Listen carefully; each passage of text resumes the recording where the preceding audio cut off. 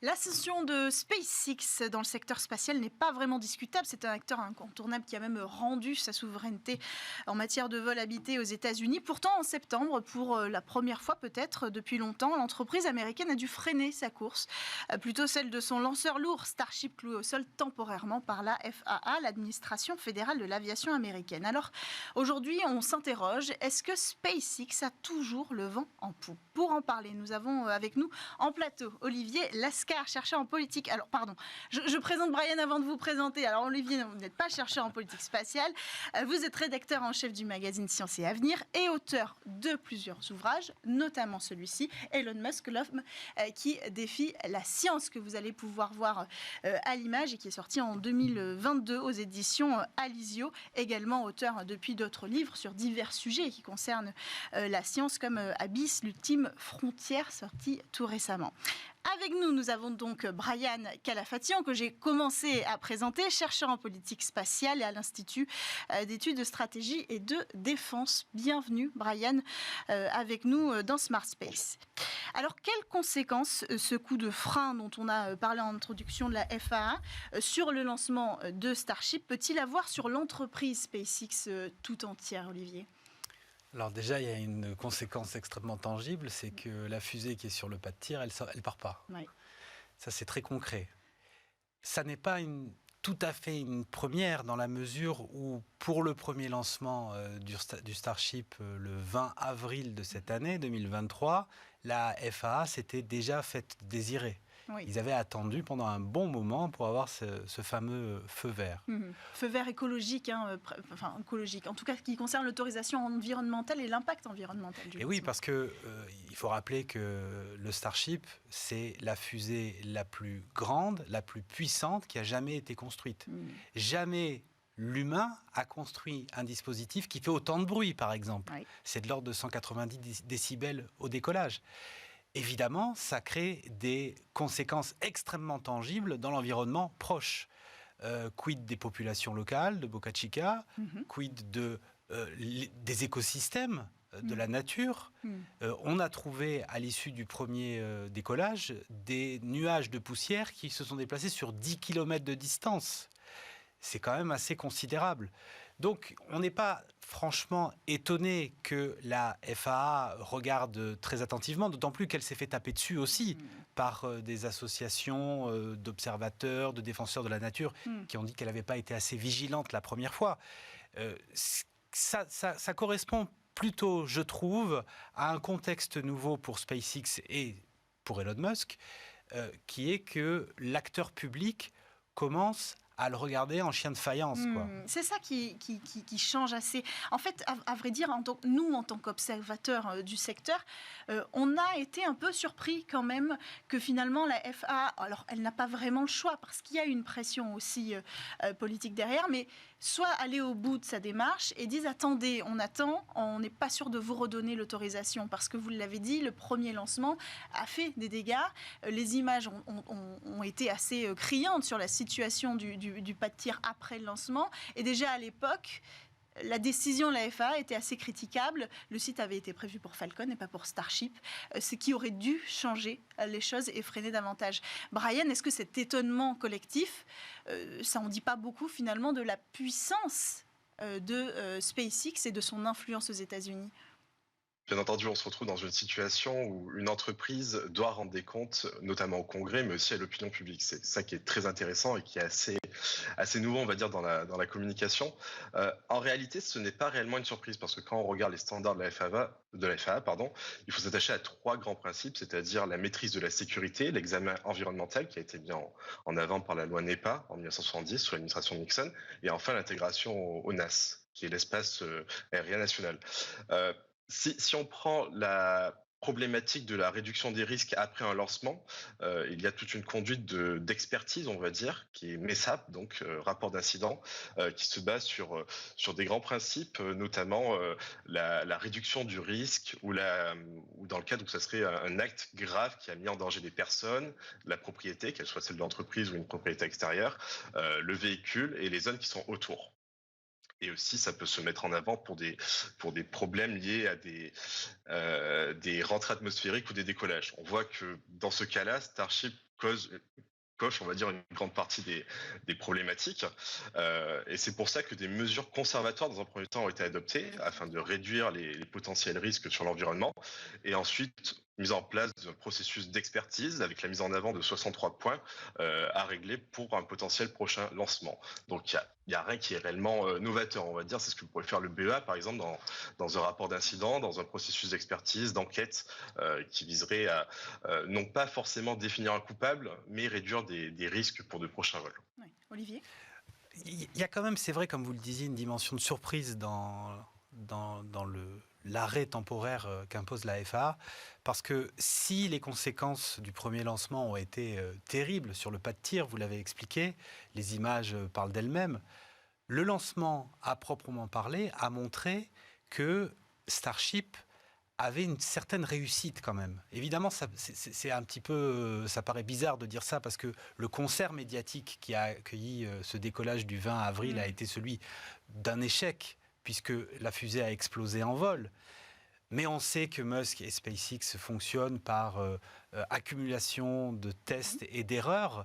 Il a procédé de la même façon sur ce coup-là et la fusée a quand même volé pendant plus de 3 minutes. Elle a dépassé certaines phases critiques, comme par exemple les ingénieurs que j'ai interrogés me parlent de l'effet de trompe au niveau du décollage. Mais c'est l'obligation d'interrompre. Il y a eu une perte de contrôle, en fait. C'est ça qui a interrogé à ce moment-là et qui a fait peur aussi aux acteurs spatiaux et peut-être aux acteurs nationaux. Oui, mais cette perte de contrôle de la fusée, puisqu'il a fallu la faire exploser, s'explique peut-être aussi par des considérations techniques. On sait que les moteurs Raptor n'ont pas tous fonctionné. Ça veut dire qu'il y avait un reliquat d'ergol qui était disponible au moment où les 2 étages devaient se séparer. Et peut-être que ce reliquat a servi à des moteurs qui étaient encore opérationnels, faisant que le premier étage qui aurait dû arrêter d'avancer, en quelque sorte, a encore exercé une poussée qui est venue caramboler, qui aurait pu caramboler l'étage supérieur. Donc cette perte de contrôle technique, elle ne va pas de soi quand même. Je pense qu'on ne peut pas dire que les ingénieurs de SpaceX n'ont plus la main sur le volant. Mais alors pourtant, la question s'est posée. Et c'est déjà là une nouvelle étape, peut-être. Avant, on était habitué à l'échec, on l'acceptait, on l'encourageait. Il y avait tout un effet quand même assez presque glorifié sur cette technique de test and learn. Aujourd'hui, par exemple, si on prend l'exemple de Starship, les conséquences vont bien au-delà de l'entreprise, puisqu'il y a le programme Artemis derrière qui va être impacté. Ce qui veut dire que le programme Artemis de retour sur la Lune américain, dans lequel est engagée, par exemple, l'Agence spatiale européenne, va prendre du retard à cause des décisions d'Elon Musk et de SpaceX. Ça semble inévitable. Là, ça semble inévitable. Le loup est entré dans la bergerie et la NASA commence à le dire.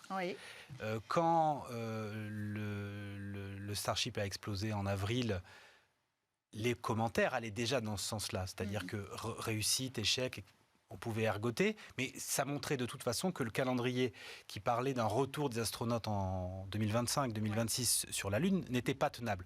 Ça a été dit à voix basse et à l'été, en août 2023, un des administrateurs de la NASA l'a dit clairement, Artemis 3 pourrait ne pas être le programme, le moment où on verra les astronautes revenir sur la Lune. Il faudra peut-être en faire autre chose. Donc c'est un retard qui est dommageable pour l'ensemble de l'administration spatiale américaine. Et comme il est lié quasi uniquement à SpaceX, c'est extrêmement problématique pour la société, effectivement. Mais alors, hasard de calendrier ou pas, un mois après, la NASA a annoncé un accord avec Blue Origin et Jeff Bezos, ennemi depuis toujours de SpaceX, évidemment, premier concurrent. On avait déjà eu un épisode juridique même autour d'Artemis sur cette concurrence entre Elon Musk et Jeff Bezos. Aujourd'hui, on a un peu l'impression, Brian, peut-être vous pensez la même chose, que la NASA réouvre ses portes à une nouvelle collaboration avec Jeff Bezos, peut-être pour combler la fébrilité qui s'annonce de SpaceX ou la challenger.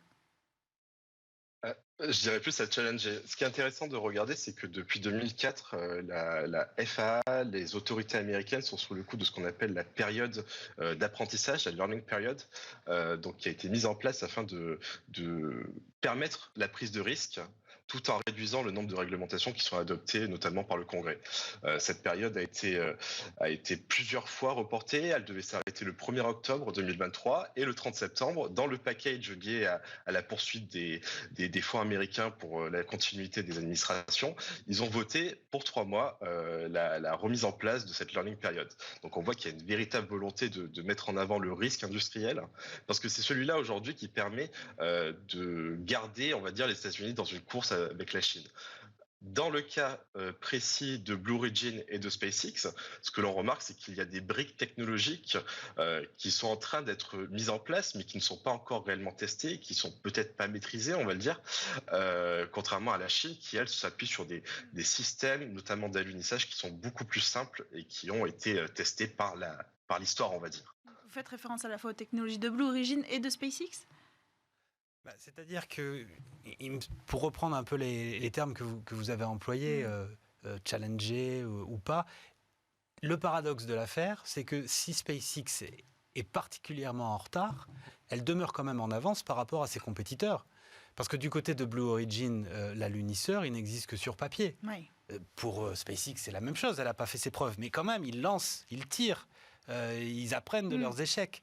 Les compétiteurs n'en sont pas du tout à ce point-là. Donc il me paraît également illusoire de considérer que Blue Origin serait prêt à dégainer sa solution pour remplacer SpaceX. En revanche, je pense que la NASA crée les conditions d'une émulation extrêmement vigoureuse. Ça veut dire aussi qu'elle partagerait peut-être davantage et sa commande publique et son financement public. Et ça, c'est peut-être, encore une fois, le début peut-être d'un tremblement sur le développement long terme de SpaceX, qui a de grandes ambitions et on va y arriver. Oui, c'est vrai que je dirais qu'on est quand même dans une époque qui est marquée par cette forme d'hubris qui caractérise Musk depuis l'affaire Twitter. Oui. C'est-à-dire que pour les observateurs comme vous, Elon Musk, il est dans le paysage depuis fort longtemps, depuis une vingtaine d'années, depuis l'avènement de SpaceX.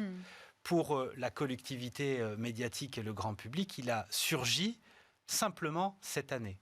Et tous les aspects positif de son comportement, son caractère frondeur, cette façon qu'il avait de s'affranchir des règles pour inventer constamment, on en voit aujourd'hui le mauvais côté de la médaille, puisqu'il sort très rapidement de sa zone de confort, de sa zone de compétence, et ça l'amène à faire des erreurs.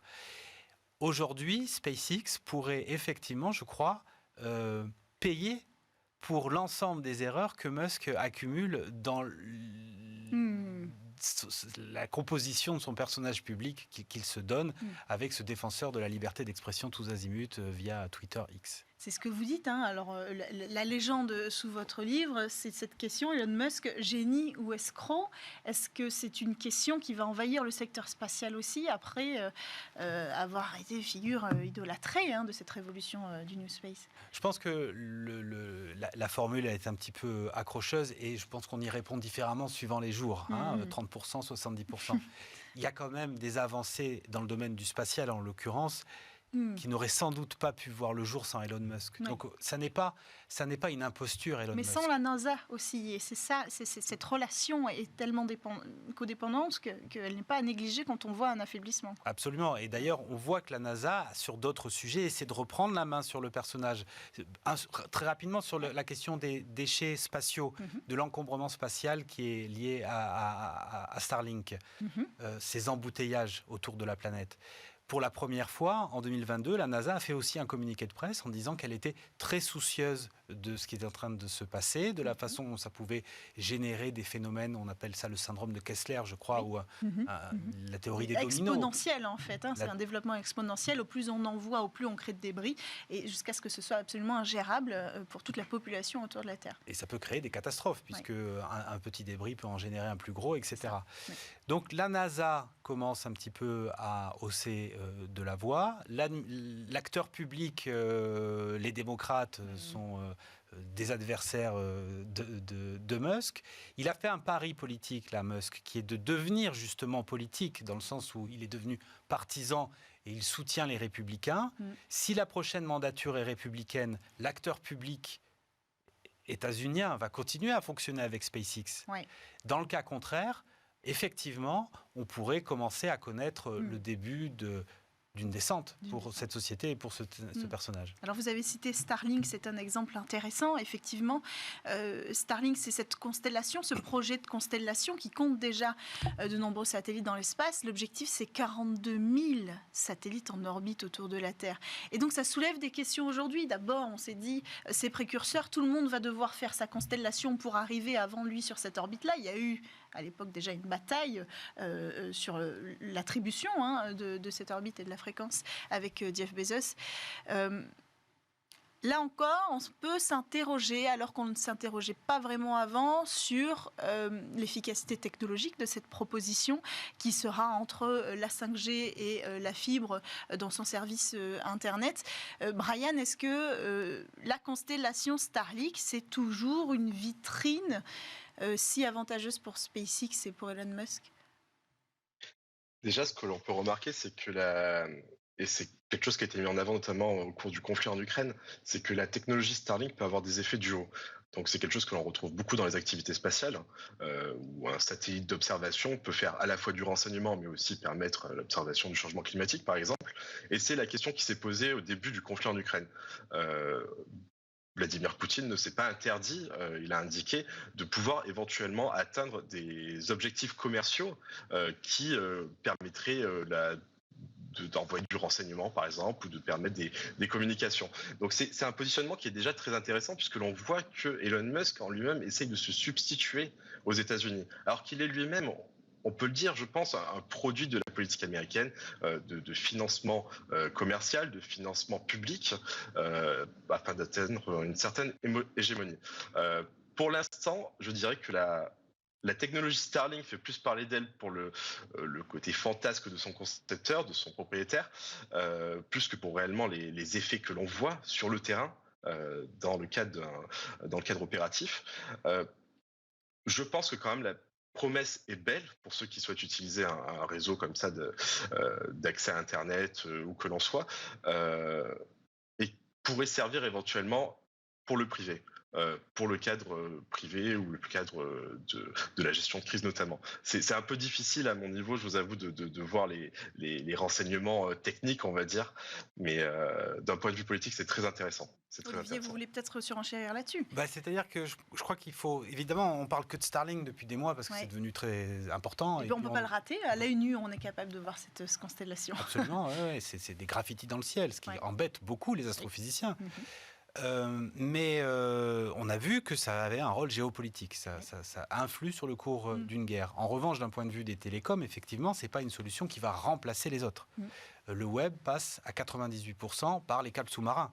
Et toutes ces solutions de satellites, de constellations de satellites, c'est des effets de bord.